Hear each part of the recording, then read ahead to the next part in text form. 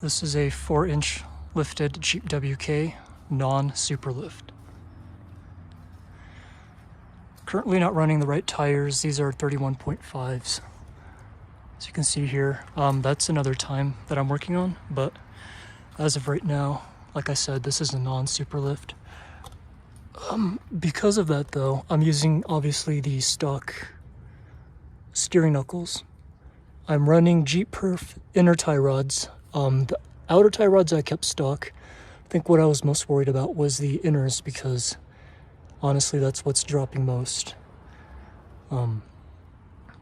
when jacking up the suspension that much. So I was more worried about the inners and that joint than the outers. I am running a JJOffRoad custom fab 1.75 inch diff drop, and you can kind of see that block there. 1, 2. I didn't really paint them, even though you're supposed to, but I just sprayed fluid film on them, called it good. And you can see that pretty much lowers the diff just enough to where you don't need to use a lower control arm drop bracket. Because once you get past 4 inches of lift on these WKs and Commander XKs as well, I guess, you're going to have an issue where the CV half shaft is going to contact the lower control arm here. You can see I can barely slip a finger under there.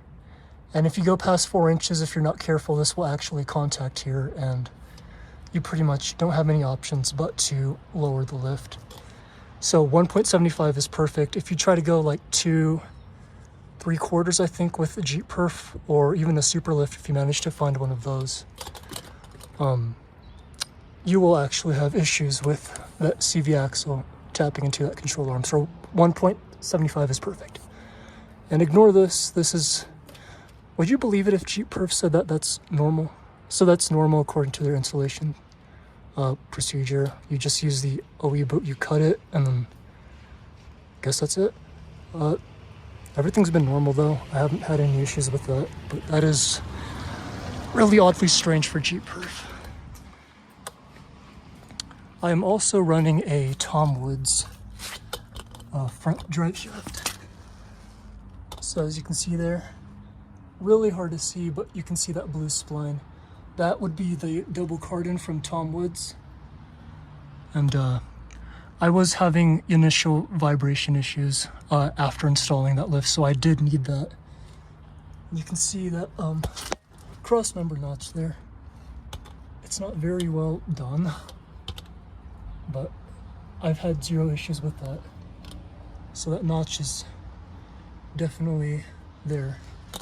So eventually I'll get 33s. I'm thinking about even 34s. I am running 1.5 inch wheel spacers from Rough Country 1.5 inch wheel adapters, and they've been good so far. I've retorqued them as necessary for instructions, never had any issues. One thing though with a 4-inch lift that you need to be aware of is that obviously once you jack up the rear suspension, the axle itself is going to shift forward. So when I'm running 33s or 34s in the future, you're going to see this gap here. It's going to close in. It's going to get really tight against that inner fender. That has to be addressed. Otherwise, when you're flexing off-road, you can actually tear this entire section off when you're off-roading. So as of right now, I'm running stock ones because I don't have 33s yet. But what I do have is this all set up, ready to go. These are Core 4x4s, adjustable upper and lower rear control arms for the WK. So those definitely will go on before 34s or 33s, depending on what I need. This is a double cardan as well from Tom Woods. So I got one even for the rear. And that's going to help with, because obviously when you adjust your rears to space out the axle, the drive shaft length is also going to change. So everything's pretty much set up. I just have to find a day that's, well, not raining. Oh, and one thing about this too is you're not going to be able to use your factory front shield, spray shield, whatever it's called. Depends on what WK model you have. This one was plastic anyways, but the ones with like Quad Drive 2 or the trail rated editions have metal. So you can ideally, if you wanted to, you could trim out with the Dremel tool the right size for the diff pumpkin to make it fit. But me, I just leave it off. I mean, it's plastic anyways. It doesn't do much. To get the rear of my WK lifted up to 4 inches, I'm running OME MD Heavy Duty Springs in the rear, as well as a Daystar Budget Boost puck that I got from a friend from Revere Overland. Still using that stuff. And for the shock, I'm using a Superlift rear shock for a WK. Yes, that's unfortunately the only thing that Superlift still makes, apparently. Everything else from the WK XK Superlift kit is discontinued, except for the rear shocks, which is weird. But all of that combined adds up to 4 inches of lift. So if we go from center of hub to here, we're running at about exactly 23 inches. That's 23 inches.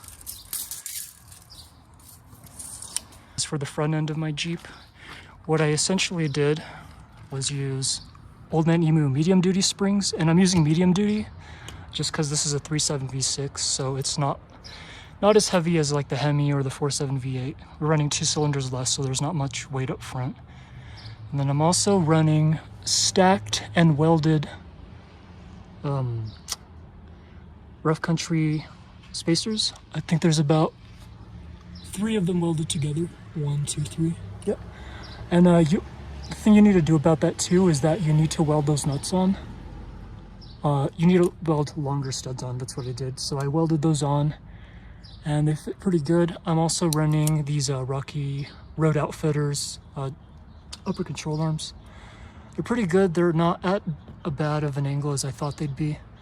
I know on JBA's website they state that their control arms are only good for 22.5, but Rocky Road Outfitters never really had a say in what their lift or what their control arms are good for, up to what lift size, but never had an issue. My second WK over there runs JBA's, as you can see, but I've never had an issue with the Rocky Road Outfitter ones. If anything, I think they're better, just because this nut size is a lot smaller, so you can clear a taller, wider tire than the JBA's. So I run both, and honestly, I like the Rocky Road Outfitters better. So, with all of that said, we measure from center of wheel hub to the top. We're running at just a hair over 23.5. So, once again, like I said, if you go above 4 inches with a 1.75 inch diff drop, like the one I have from JJOffRoad, you're going to be running into issues with the CV axle touching this lower control arm. And the only way to resolve that is to have a lower control arm bracket drop like the one in the Superlift, which we don't have access to. So it's super important. You really can't go past 4 inches, unfortunately. There are some solutions, sketchy solutions, with Jeeperf, and they do offer a 5-inch lift kit, but there's concerns about quality and stuff with them. But otherwise, guys, this is a 4-inch lifted WK on 31.5-inch tires, not the full 33s yet. If you have any questions, you can comment down below. I know this was pretty vague, but there's some other stuff I have to address and stuff, but otherwise it's running smooth, no issues. I did replace the lower ball joints just because they were shot, but I did wheel my WK quite extensively. All right, thanks guys for watching.